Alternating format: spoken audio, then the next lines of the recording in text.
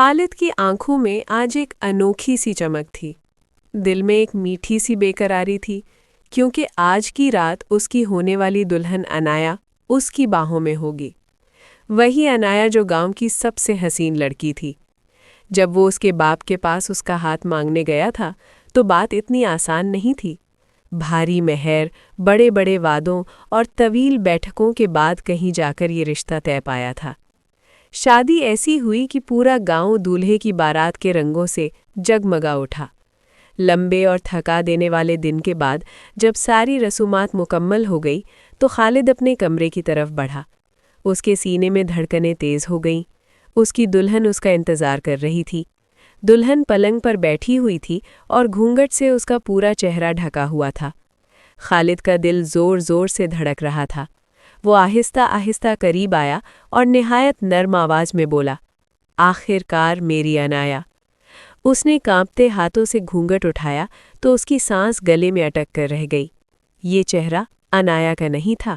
سامنے ایک لڑکی موجود تھی، مگر وہ عنایا جیسی نازک، پتلی، چاند سی لڑکی نہیں، بلکہ کوئی اور، زیادہ بھاری جسم والی، بالکل اجنبی تھی۔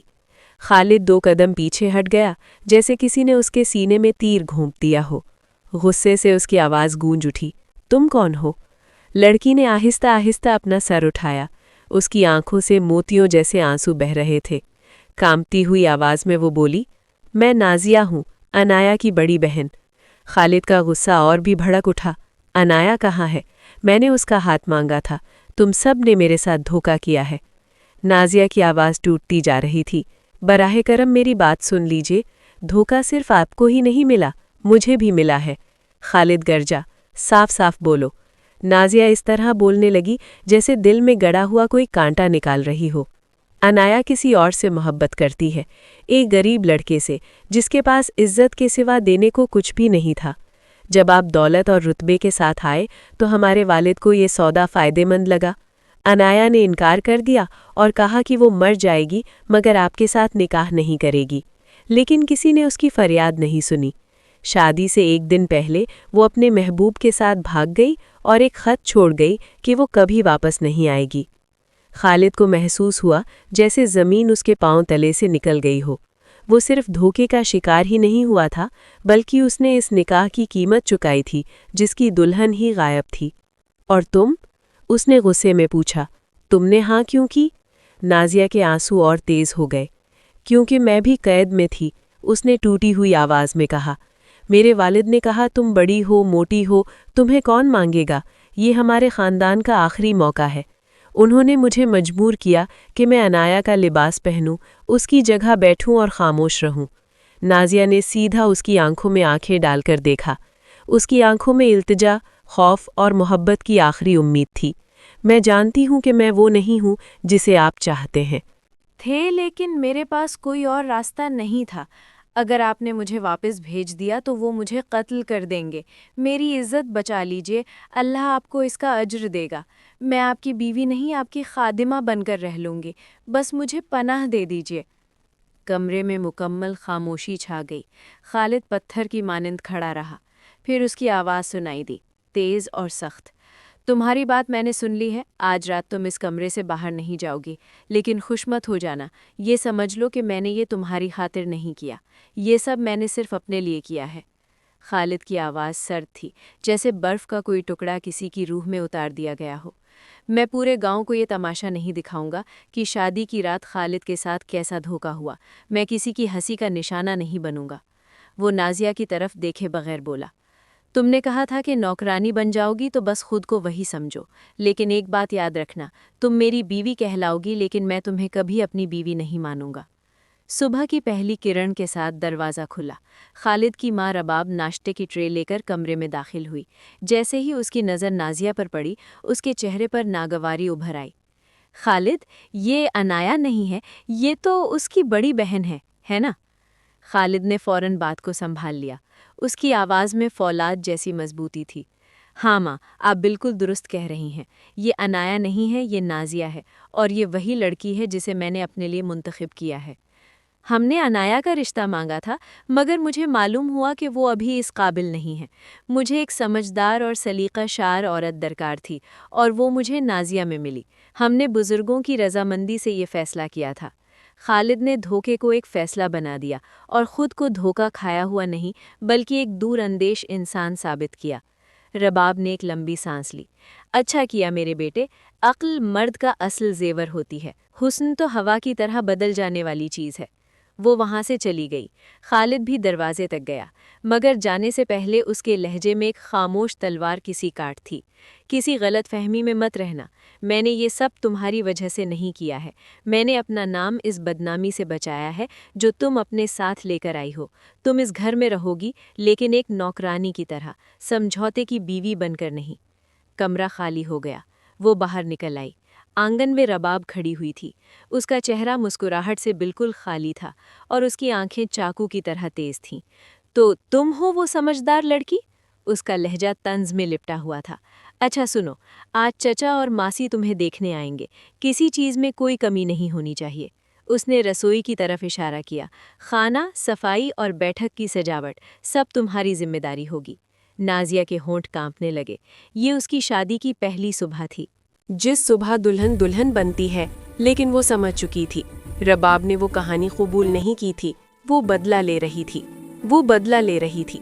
رسوئی میں قدم رکھتے ہی اسے اپنا پرانا گھر یاد آ گیا، جہاں وہ کبھی کام کے لیے ہاتھ نہیں اٹھایا کرتی تھی، لیکن آج اس کے پاس ہاتھ بھی تھے اور مجبوری بھی۔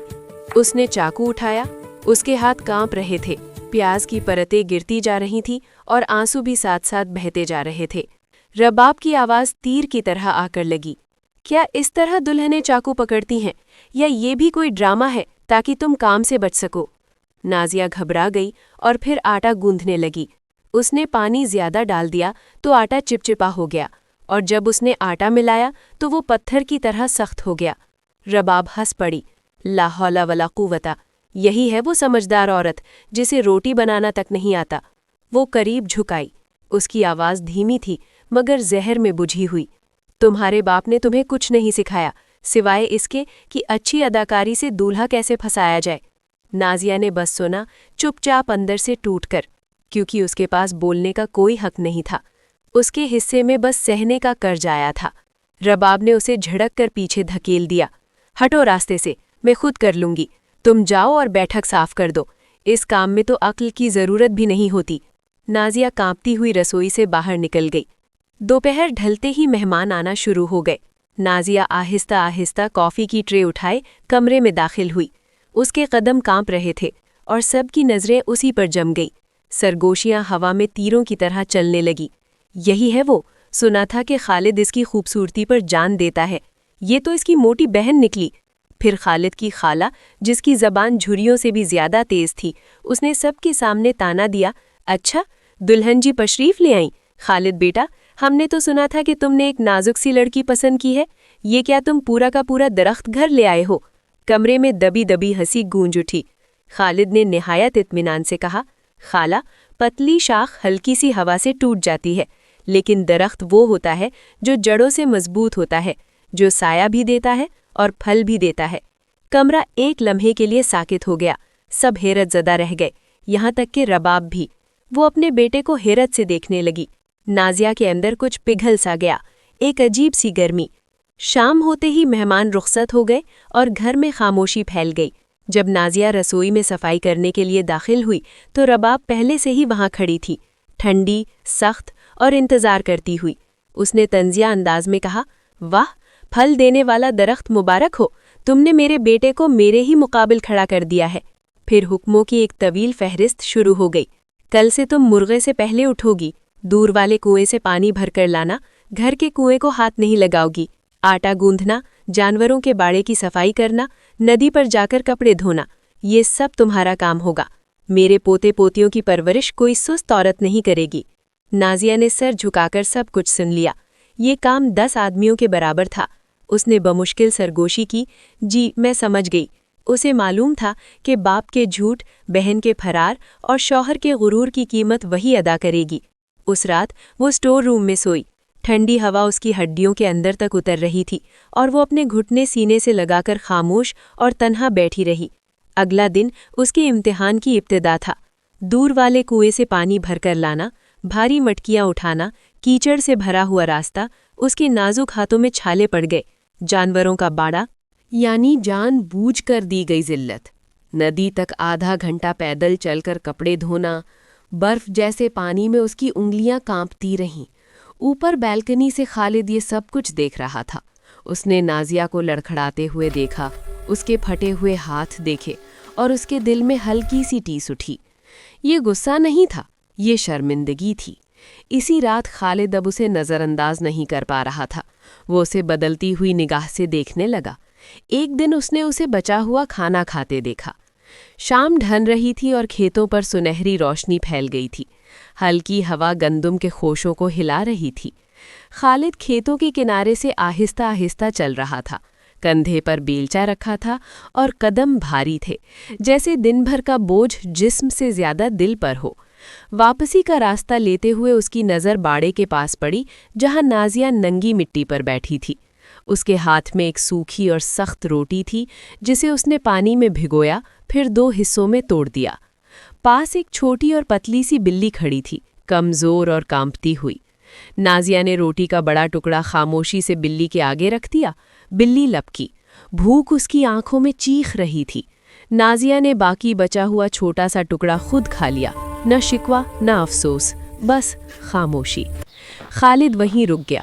بیلچا اس کے کندھے سے ذرا سا سرک گیا، مگر اس نے سنبھالا نہیں۔